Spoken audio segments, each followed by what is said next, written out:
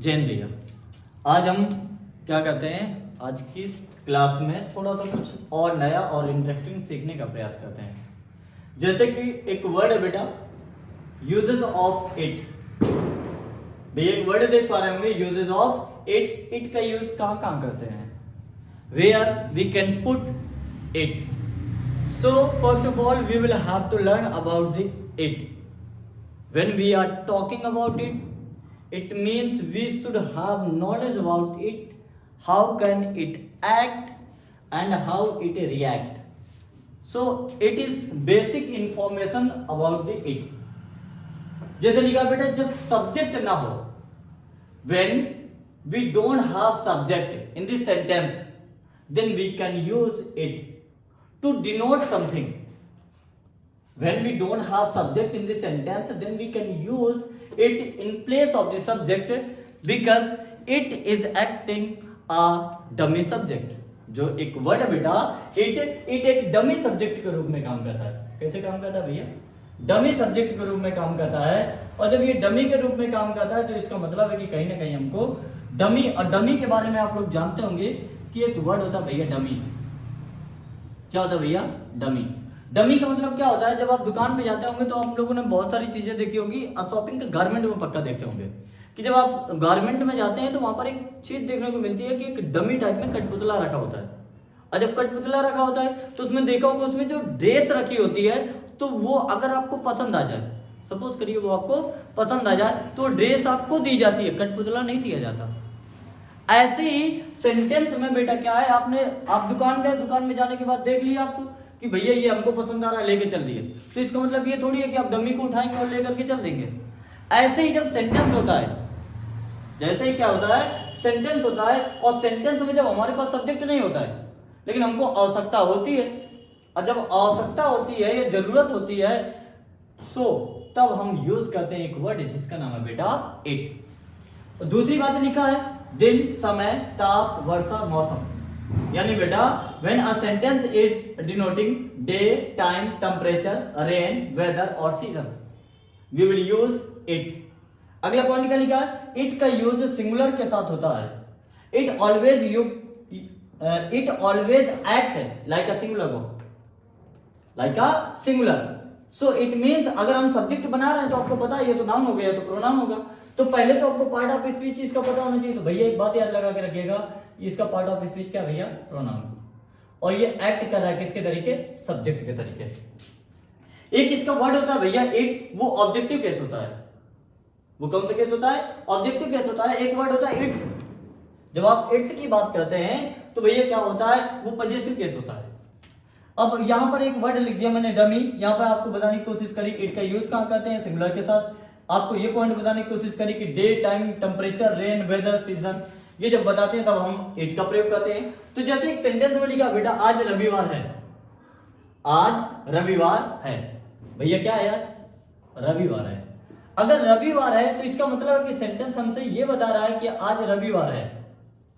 और रविवार बेटा अगर आप देख पा रहे हो तो आपको बता रहा होगा कि जो रविवार है, क्या भैया? रविवार है। तो रविवार भैया क्या बता रहा है? दिन। इट मीन्स क्या बता रहा है? डे। जब ये आपको डे बता रहा है तो आप ऑलवेज क्या करेंगे भैया? इट का यूज करेंगे। किसका यूज करेंगे? इट। और सेंटेंस के एंड में क्या लिखा है? और जब भी है लिखा होता है तो भैया क्या लगाते हैं? Is, am, are. इसी को बोलते हैं simple present. It is Sunday. आगे बेटा क्या लिख देंगे? आज की मीनिंग क्या हो जाएगी? टुडे। तो इसी के लिए एक वर्ड बना था। जब हम सेंटेंस के स्ट्रक्चर को देखते हैं तो मैं एक वर्ड और आपको बता सकता हूं कि स्ट्रक्चर में आप क्या लिखेंगे? It plus helping verb plus भैया क्या? जो वर्ड लिखा है ऑब्जेक्ट, यानी जिसके लिए डिनोट कराया जा रहा है। या तो आप यहाँ पे ऑब्जेक्ट न लिख के लिख सकते हैं डिनोटिंग वर्ड। क्या लिख सकते हैं भैया? Denoting word. लिखा है कल शनिवार था। क्या लिखा भैया लास्ट में? था। और जब था लिखा है तो आपको पता भैया क्या लगाना पड़ेगा? वॉज या तो वर। लेकिन आपको पता है कि सेंटेंस हमारा असर्टिव, तो सेंटेंस की स्टार्टिंग ऑलवेज सब्जेक्ट से होगी। व्हेन वी स्टार्ट या when we talk about the assertive sentence, it means we will have to put in the starting of this sentence subject. When we are discussing about the interrogative, it means we can start with helping verb or WH family. Or when we are talking about imperative sentence, it means imperative sentence always start with helping verb. Sorry, do not, never and verb based form. अगली बात बेटा, जब आप बात करते हैं imperative की और ऑपरेटिव की तो उनके बारे में थोड़ा सा और आगे देखेंगे। तो एक काम करते हैं, एक बात बताइए, क्या लिखा है कल और क्या लिखा है सोमवार, लेकिन हमारा एग्जाम्पल पहले वाला तो छूट गया। तो भैया आप देखिए यहाँ पे लिखा था कल शनिवार था, तो था तो बेटा क्या लिख दिया 8, क्योंकि ये भी क्या बता रहा है, डे बता रहा है। It was Saturday, it was Saturday, और ये क्या लिखा भैया कल।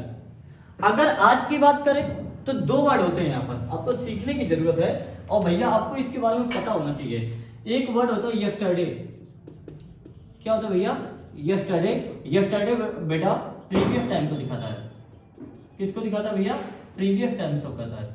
और एक वर्ड होता है भैया टुमारो, तो जिसको कहते हैं भैया दो मारो, क्या कहते हैं भैया दो मारो, तो टू मारो।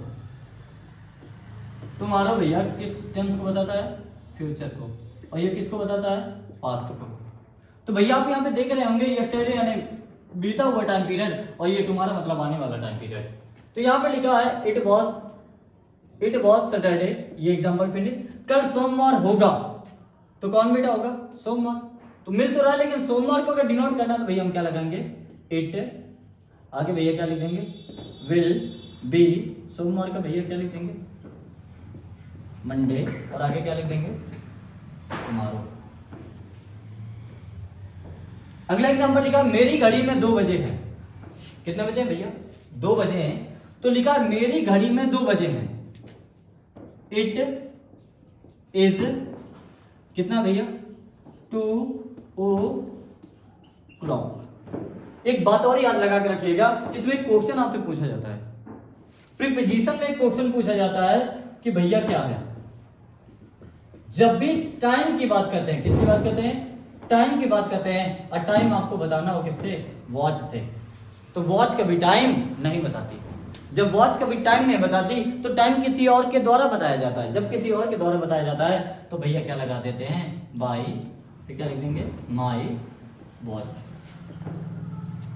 अगला एग्जांपल लिखा आज वर्षा हो रही है, भैया रही रहे। तो जब भी सेंटेंस कॉन्टिन्यूअस होता है तो भैया क्या लगाते हैं, it is raining, it is raining today. अगर आपको टेंशन ना पता हो तो बताइएगा, तो मैं कोशिश करूंगा कि हम उस टॉपिक को भी सीख सकें। और इसमें लिखा है आज गर्मी है, तो इट इज हॉट टुडे। आज क्या भैया गर्मी है, तो यहाँ पे एक एग्जांपल लिखा हुआ आज ठंडी है। ये एग्जांपल को आप क्या करेंगे भैया, कमेंट में मुझे बताएंगे कि इसको इंग्लिश में कैसे कन्वर्ट करेंगे। Thank you so much to show your love and affection, to wait and to see, to watch my video, I'm very glad and I'm very thankful to you. Thank you so much.